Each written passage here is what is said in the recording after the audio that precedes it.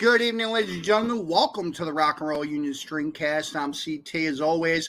If you guys missed last week's show, we were live on location at the Record Museum in Berlin, New Jersey.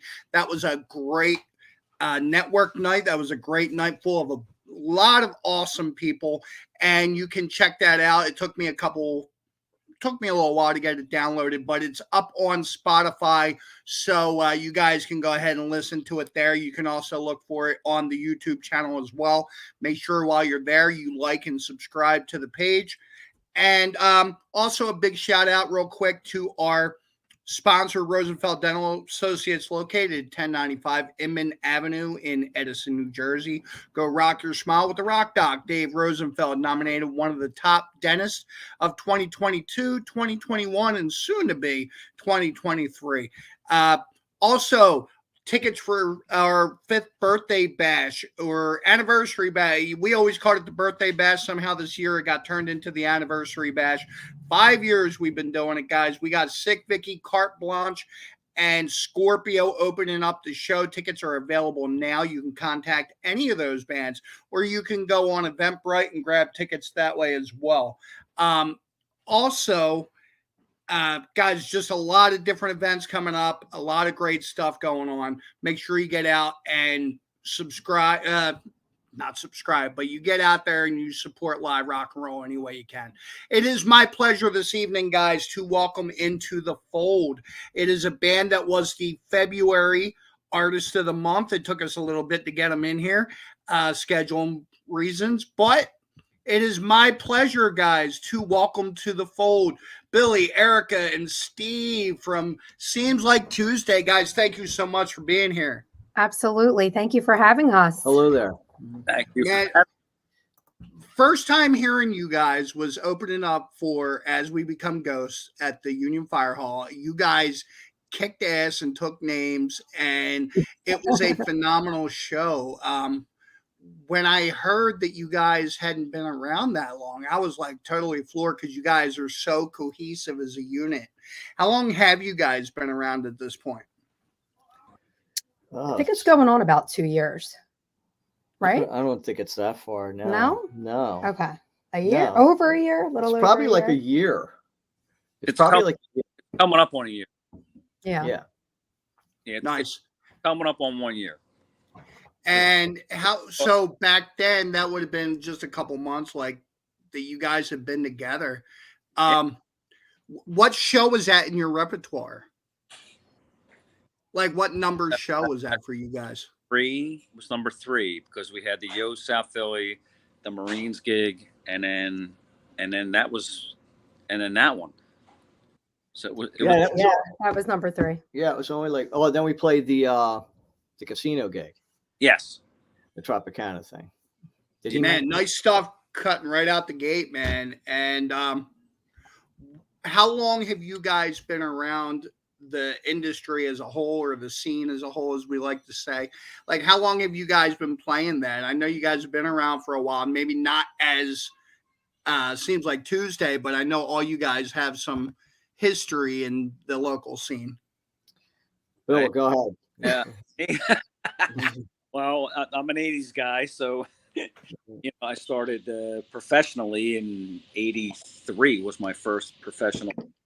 So you go from there, you meet people, you write songs with different people, and you get in a cover band with different people, and it goes from there.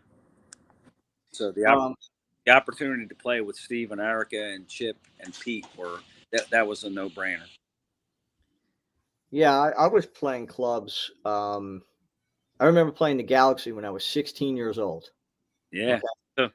Literally be able to go down. I'd be able to go downstairs, and then Bill Hague would be like, "You got to go upstairs because you can't stay down here." So I'd literally play, and then I would go upstairs. And the big bands at that time, like White Fox was big, Gypsy Rose, Heaven's Edge was right. Reggie just left White Fox, start doing Heaven's Edge at that time. Then there was the other scene. Then there was the Empire scene, which had like Metal Wolf and Deadly Blessing and all them bands. So that's the era that I came up with. So I was playing originals for decades. Got signed to a couple development deals, dropped, signed, dropped, signed, dropped, you know. And then I've been in a cover band for the last 10 years. I decided to do this because I was like, I wanted to find my soul again. So I do the covers to make money and bring in cash, an extra paycheck into the household. Well, we both do. And then we decided to do this to be creative and do what we wanted to do. So that's where. And I pretty much come from the cover world, to be honest. I've been with cover bands probably 18 to 20 years about. I've been with our cover band for about 16 years, the business. Used to write when I was younger, you know, the sappy love shit and all that. I had the honor to record with some pretty good, you know, Joe Tarsia, Mike Tarsia, Cam Huff, Scott Storch. If you're not aware who he is, and I'm sure you probably are, but you know, the Christina Aguileras of the world, the Beyoncés and all that good stuff. So I worked with him before he left for LA, which was really good. A great experience. Awesome. But I really am loving the original scene. You know, just getting to express myself and, you know, playing with these guys is great. So guys, let me introduce another member of this band who just logged on here with us. This is Pete. Pete, our question that these guys are answering is talking a little bit about background in the local music scene and how long you've been playing and things along those lines. Sure. Yeah. Well, I've been in the original scene since the 1980s. So in the 80s, I played in sort of like a somewhat popular local metal band. We were called Rough Diamond. Played around a lot, like a lot of other people did. And then when the original scene crashed, when the grunge kind of came into play, and all the bars that were booking original acts weren't doing that anymore. They were booking the Tibelios and Gagliardis of the world. You know, like, you know, Freddie Baker and other people were. Freddie Baker. Yeah, they were looking for a different thing. So instead of me, I didn't want to do covers. I didn't want to be playing "We're an American band" for the rest of my freaking life. Just not for me, right? So I bought an acoustic guitar and just started writing songs on my own and got into sort of the WXPN singer-songwriter scene and playing coffee houses and things of that nature. And then off and on playing in a band here and there. And so over the years, I write my own stuff. I've been making videos. And then Steve was putting this outfit together. And Chip dropped my name because Chip and I had worked on something recently. And it sounded like a great idea. And you know, like, you know, talking to Steve from the get-go, it seemed like a really good, solid project, like professional. Like one of the things I don't want to do is you know, get with, you know, people that aren't serious. You know, I do something else for a living, and music is a part-time thing, but I treat it as I want to be looked at as a professional. I want to play well. I want to be with people that want to play well. You know, and so Steve gave me that impression when we talked. And then from there, it has been just that. It's been really cool. We have a shout out from another old time band. Rough Diamond, Sick Vicky said Bloody Stools are in the house. So a couple bands from back in the day. Yeah. Definitely Sick Vicky. Nice. They were popular as well, man. They nice. Crazy band. And I played the stage with them when I was in Shy Roxy. Oh, yeah. Cool. Us and Sick Vicky were on the same bill. Like, right, I remember Shy Roxy too. Yeah, so we were playing the scene at the same time. In fact, had the same guy did our demo, did theirs. Bill Barons did it. Actually, they turned us on to him actually, and he did it. Wind up doing our tape, which got us some interest, and then, you know, boom. Right. Well, and the Bloody Stools, they were like semi-national, national on their own. You know. Yeah, you had Dave Sabot in there. You had John Bon Jovi was part of it for a second there. Oh, was he? Huh. So yeah, a lot of those guys from back in the day. Another Oh, shout out from from the scene. Yeah, in the scene. Yeah. another local band, Black Rose Rebellion, giving you guys a hey. Hello. Guys. Hey there.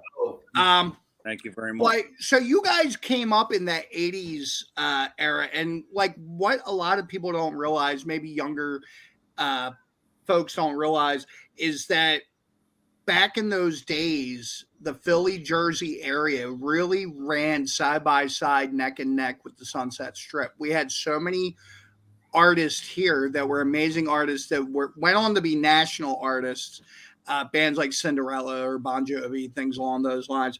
But how wide open and accepting the local rock scene was back in the day. Oh, what do you guys think changed absolutely. all that? Like, it's hard as hell to even have a venue to play in this day and age in Jersey. Yeah. Like, what do you guys think is the difference? Well, I could say the one of the big things I saw, and I was right in the thick of it, was the Empire. Heaven's Edge was huge there. You had bands like Street Talk, JoJo Slick. I mean, I could name you all the bands that were playing, and then you had the heavy part of it, Faith or Fear, Anvil Bitch. All them bands used to play there on Sunday night. We opened up for Anvil Bitch. All right. So whether it didn't matter who was playing, and everybody that's watching this that was, in the scene back then knows Billy was in the scene too. It doesn't matter who was playing. The place was packed every Sunday night. There was more people in the parking lot just hanging out, smoking, drinking, doing the whole, handing out flyers. party. Yeah. Yeah, right. Right. Yeah. One of my a windshield wiper got broke by one of the bands because they put the flyer in the thing and shit, but it was a bigger party outside than in the club. So you would just go either to do the parking lot scene and mingle and meet girls and meet other band members and stuff, or you would go inside and have a great time. I think once Gigi got shot in Heaven's Edge, they closed that club down because of that. I think that was the hit on the Philly side of changing everything. The hit on the Jersey side of it, I think the Galaxy start losing a lot of its attendance. For some reason, I thought it would gain attendance, but when they went to 18 to rock, 21 to drink, and they had the fence and all that, I thought it got a little bit more of a kid hangout, and some of the faithful didn't go there anymore. Yeah, well, it changed. Yeah, I was a regular at the Galaxy. So was I. Whether or not, I was playing or whatever, I was there most of the time. And when it did change, when it changed the scene, it put that like the moonscape inside and then put a cage like they were trying to do what Bonnie's was doing. Yeah, right. They were trying to do what Bonnie's. It was odd. It changed the atmosphere. I think the caged work at Bonnie's didn't work at the Galaxy. What changed at Bonnie's? Bonnie's was heavier. They were heavier. It was like, a cage works for people that are doing like really metal. It was a younger crowd there, I thought. Yeah, it was. The Galaxy had more of the Tangiers and some of the older bands. Bonnie's was more of a young startup kind of a crowd. But I enjoyed playing them all. I mean, that was great times musically. But I think to answer your question, I think the biggest thing is people would just go out just to go out. It didn't matter who was playing. And there was so much talent, you were going to find a good band that you liked on a 4-band bill. Now you can't even get a place to play. You know what I mean? They want you to play. They don't want to pay you, or you got to sell tickets. You almost got to pay to play. It's just, it's totally different. And everybody blames like Kurt Cobain and Nirvana and all that. He didn't do nothing to this scene. We did it to ourselves. Times change. People's tastes change. Yeah. So I think that's the biggest thing. I think, like a couple clubs go down and that's the ending of it. Just look at South Street. I mean, that had, it had Abilene's, it had JC Dobbs, which then became the Pontiac Grill. And, and then now it's Jobs again. I think I heard it's closed again. I don't know. Yeah, but, right. There was all them places to play. You can get a bunch of original bands at Draw and go do a TLA gig. I did that a couple times. So it's harder to get people that like that music to go out now. I think the scene got older too. And where, you know, people got to get babysitters and, oh, what time you go on midnight? I can't do that. You know, it's harder to draw now. It really is. And it just made, and everything's harder. You know, the recordings cost more. There's less studios, fewer engineers, you know, and then everybody thinks they could do it at home, you know, so that killed all the good studios, you know, so it's just it's a different ball game totally. And you either adapt or you go by the wayside. We're doing what we can while we can with what we got. You know, you guys have been around for decades at this point. And the one thing that I keep telling people that I'm starting to notice, it's really making me happy. And I wanted to bounce this off of you guys and see what you guys thought. I feel like we all know that music's kind of like a circular kind of pattern where things go and they come back around. And I feel like original rock is finally having an uptick, more so than we have in a long time.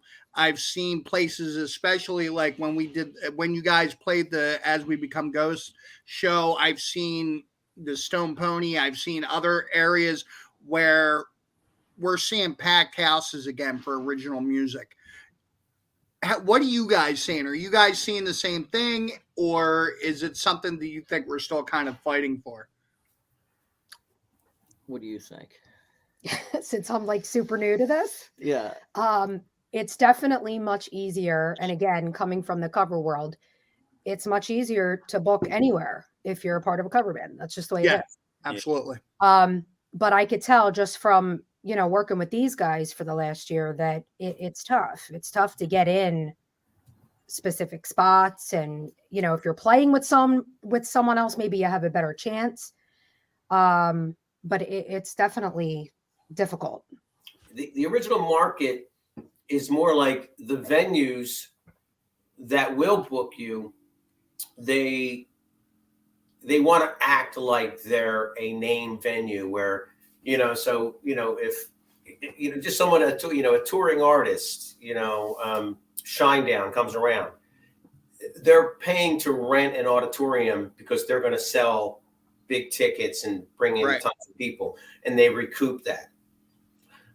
We're in a different world where bands don't have, you know, the money and the wherewithal to say, oh, okay, you know, we want to play, you know, the Union Firehouse because it's a decent place to play and we could fill it, but we actually would like something bigger, but like we just don't have like, okay, so we'll rent it out and then we'll sell all these tickets and we'll have all this advertising.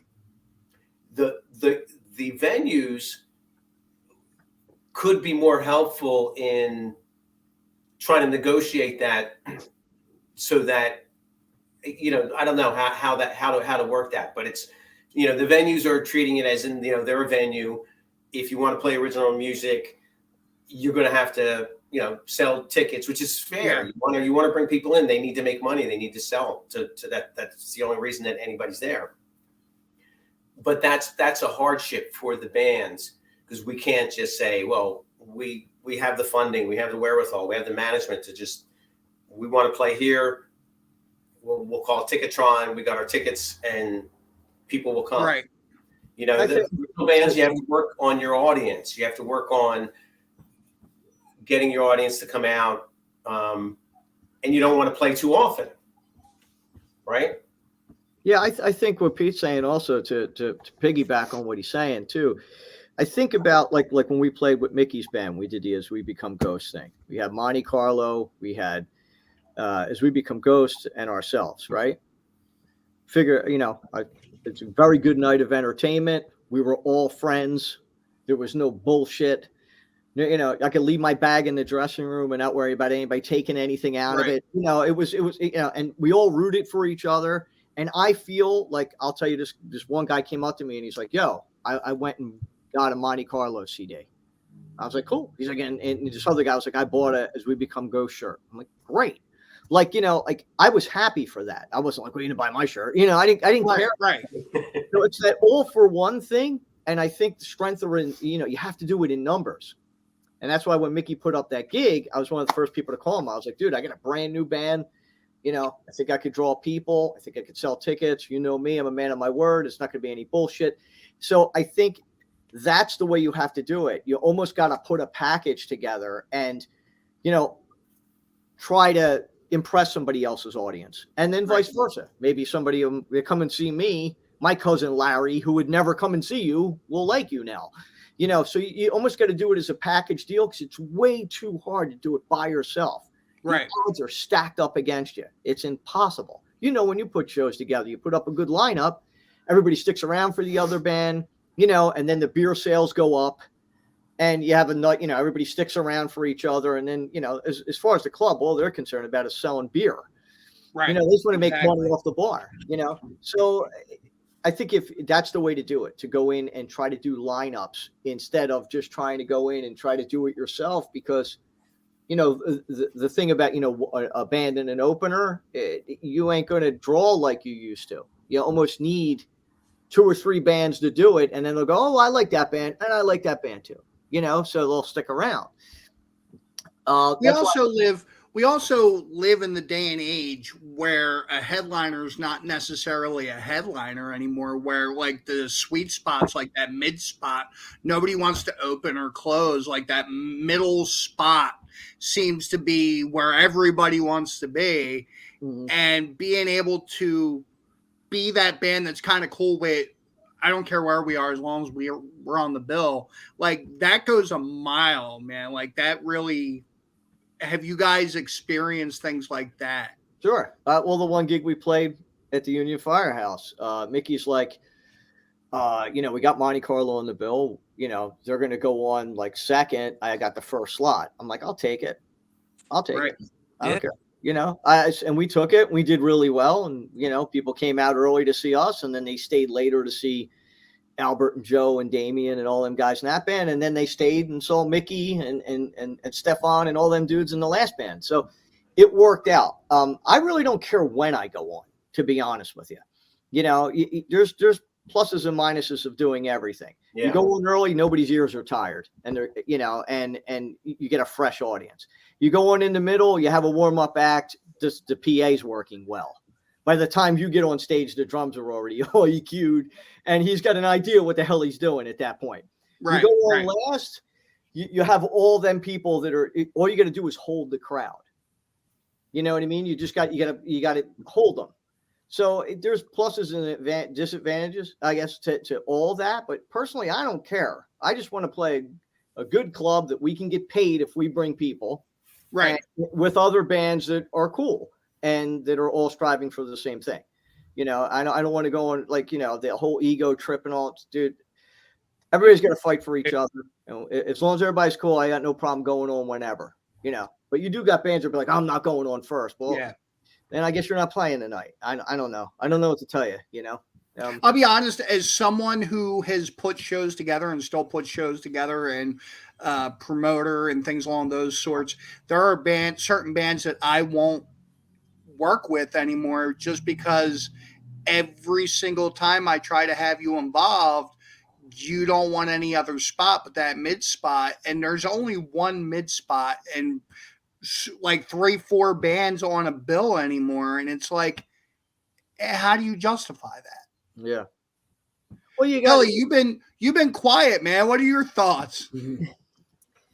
Me? Yeah. Taking it all in, mid spot. Yeah, give it to me. Give me the mid spot. I'd have no problem with that because you got one to follow and one for them to live up to. So, yeah. Right, but he was saying that CT was saying that a lot of the times, like bands won't play unless they get the mid spot. Yeah. And I could personally care less. Yeah, really, I don't care. Yeah, I mean that'd be great to have second if it was 3 bands. It would be great to have third if there was 4. But whatever. Yeah, you know what I mean. Look, we're the type of band that's going to go up when we're going to play our show, and we're going to do what we do. And I ain't really worried about. I don't. One thing I don't want to do is play with a band that's like super heavy because, some of them bands you have to have bands like that. That's it. Yeah, exactly. Right. Otherwise, you disappoint the fans of another band. Right. Or you're going to scare the shit out of your people and they're not going to want to come back no more. Yeah, exactly. You're Yeah. like, dude, why are you making me sit through this? You know what I mean? So it goes both ways. You know, I mean, there's some great bands that play heavy stuff. I'm not saying that, but you know, it's a different environment. It really is. Yeah. So if we were on a bill that wasn't super heavy, I'd be fine wherever I played. So keep that in mind. If you're everybody gig together, we'll play anywhere.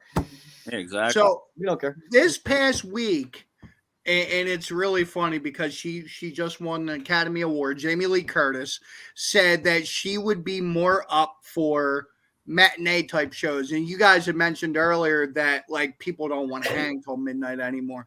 Is matinee shows something that you guys think that could be obtainable? Yes. Not Sunday during football season. No. I was going to get into that thing about you doing things in the afternoon.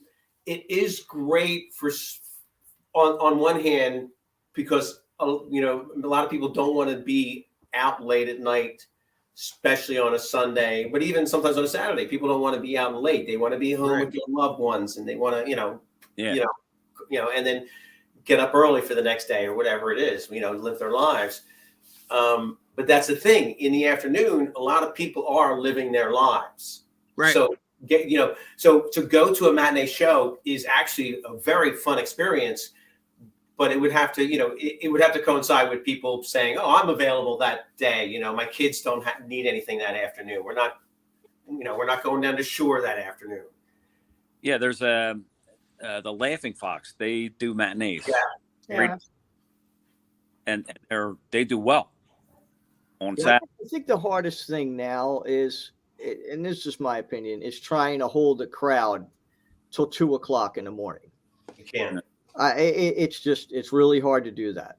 People are afraid of drinking and driving. The cops are zoning in that time of night. You got babysitters. Who's got to get up for work the next day because people work weekends. You know, there's all kind of stipulations. Who's got grandkids at this point in life? You know, like, dude, I can't keep my dog by himself that long. He's going to pee all over my house or whatever, you know? So I think I wouldn't have no problem playing during a matinee gig. I'd rather do that than go on 1:00 in the morning. Yeah. That's my personal thing. Yeah, CT, you definitely bring up a good, this is like a great segue.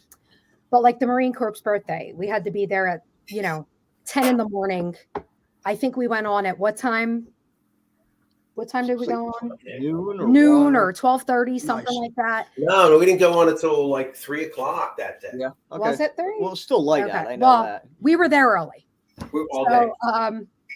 But we actually have a couple of other shows coming up within the next few months. We are doing 2 during the day. One on September 10th for the Yo Philly Festival. So that's normally like 2-ish, 2:30-ish, something around there. And then the Columbus Day Festival on October 8th. So that's during the day as well. And they're always packed. So and it's free. You just walk right up. Exactly. It's funny that you guys bring that up because I remember as a kid, like anybody who knows me will tell you when I went to a day like Township Day or anything on those lines, there was always a stage involved, always bands there. That's where you could find me. I was always sitting in front of the stage watching the bands. My parents would go everywhere else. They knew where I was. And like, I love stuff like that. And I think that's great stuff that we get in the summertime, early fall. Yeah. And I really think that there's something to be said as far as a matinee show. But I mean, as far as start time as well, I mean, 11:00 in the morning is kind of pushing it. But if you can do a 2-3 o'clock in the afternoon, that's great. I mean, to be able to go see a show and then go to bed at a decent hour. I'm the old guy now, so like, yeah, I feel that. It's a different experience if you're the band versus you're the attendee of those outdoor events. Because, for example, Erica mentioned we had to be there early in the morning for that Marine celebration. That's just because of the logistics of getting in and getting out of that location when they blockade the streets and all that. You know, whereas someone who's coming to see a band in the middle of the afternoon, all they have to do is show up whenever they want. Yeah. You know, the bands have to put a lot more into doing those kinds of shows sometimes. The Laughing Fox, that's probably a good afternoon show for the band to do. And, you know, a lot of people talk about this, and I raised my sons going to the Warped Tour, and I was always very supportive of what music they were listening to. And I remember every Warped Tour was over at like 8 o'clock at night, and it was like the best thing ever to finally go home and relax and like not go to bed at 2-3 o'clock in the morning. Sure. But I mean, that's a really good thing as far as people our age are concerned, as far as getting out and seeing a show. Now, my next question, I'm going to throw this out there. It is a fun question. You guys have all played cover music in some band or the other. What are some songs that you physically hate playing in a cover band just because it's overplayed? Bill, you go first, Bill. Me? Yeah. Brown Eyed Girl. Okay. Physically hate playing that song. Eric, go ahead. Oh God, I need to think about that. Okay. I really need to think about that. I mean, the whole like Taylor Swift. I'm so sick of that. You know, I stay out too late. Yeah. No, we're good. I'll say my opinion here. I've been in the business now for 10 years, the business for 10 years. After you play 100 gigs a year, you tend to hate everything. Even if you liked the song before, you tend to hate it. So there's not much I like playing anymore, to be honest with you. You know, it's just the only positives about being in a cover band to me is number one, the pay. Our band's really talented and we're like a family too. So that's another thing. But when you play, like we played a Hard Rock Cafe in Atlantic City, right? We play 2 songs. By the second song, people come off the slot machines, who's walking by. It's a built-in crowd. All you got to do is pull them in, right? Right. We get paid no matter who shows up, who doesn't show up. We get the same amount of money every night, right? You can sell an audience on Earth, Wind, and Fire. On Right, Stevie of course. Wonder, Yeah. on Foreigner. These are the bands that you can. Okay, when you're playing in an original band, you got to kill yourself. You got to sell tickets. You got to bring people out. You got to play about 4 or 5 songs before people are even paying attention to you. It's much harder to do originals than covers. So to answer your question, what songs I don't like any of them. That's why I'm playing originals now. But it's an easier gig, and it's much more lucrative. Yeah. So, Pete, go ahead, Pete. Your turn. Well, I mentioned earlier American Band. Yeah. So that might be the one. You know, there's another song, but I won't bring it up. Well, one of our users threw up Freebird. And it's funny because I have never heard a cover band cover Freebird just because it's that cliche. And Yeah. we I get played a lot of Freebird requests. Yeah. What's that, Erica? I said we get a lot of requests. You could hear it from like all the way back. They're like Freebird. They're hecklers. They're hecklers. I think that's like a thing to do. Remember at the Empire, no matter who was playing, they go slower. It was like a thing to do, you know. I think it's just a song. Yes, that still goes on. What's that? What'd you say, CT? I went and saw Megadeth, and they're still shouting that. Yeah, it's like a thing to do. Slayer, yeah. Yeah, I was in a cover band called the Ugly Mugs, and whenever somebody ever shouted out Freebird, I said, "Don't tempt me, motherfucker, because I'll." Yeah. That like 10 minutes later, you're ending the song, and the person's just like, "Oh man, I hate myself." So let's talk a little bit about upcoming gigs. I know you had mentioned a few of them, but what are some of the gigs that are coming up soon that people can jump on? All right. Well, we just booked today, matter of fact. Yeah. This place called Paul's Tavern. It's not really known for bands, but he heard our song. He wants to give us a stage, so we're gonna play there. Whole tavern where? Clementon, New Jersey. It's actually probably Okay. it's Lindenwold, actually, on the White Horse Park. Gotcha. I grew up with the owners, and I had the idea, why don't we just get a gig there? Let's get some interest, get another band on the bill, possibly. But anyway, it's happening. Yeah. Awesome. So that's April 29th. 29. Oh. And then we're playing the Yo South Philly Festival, as we mentioned, on 9/10. And then we're playing the Columbus Day Parade, which is that's a huge thing in South Philly on October 8th. So they're the three right now, but we're always looking to play. I mean, we've reached out to pretty much everybody, and we're just waiting to see what comes our way or what we can do. Gotcha. We're looking to play, but we want to play quality gigs, and we want every gig to be worth it. That's for sure. We just don't want to play anywhere just to play there. Our major focus is trying to finish the EP right now.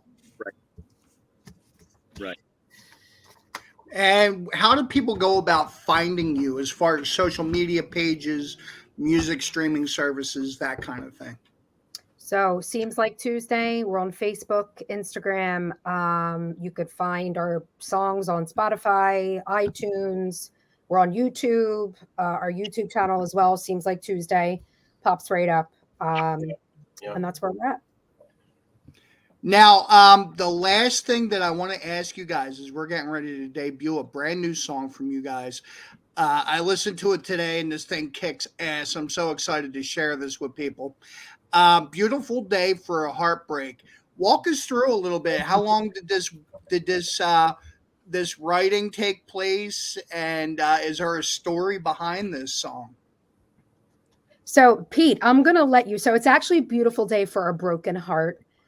And you could kind of sense the theme that we're going with, looking for a heartbreak, beautiful day for a broken heart.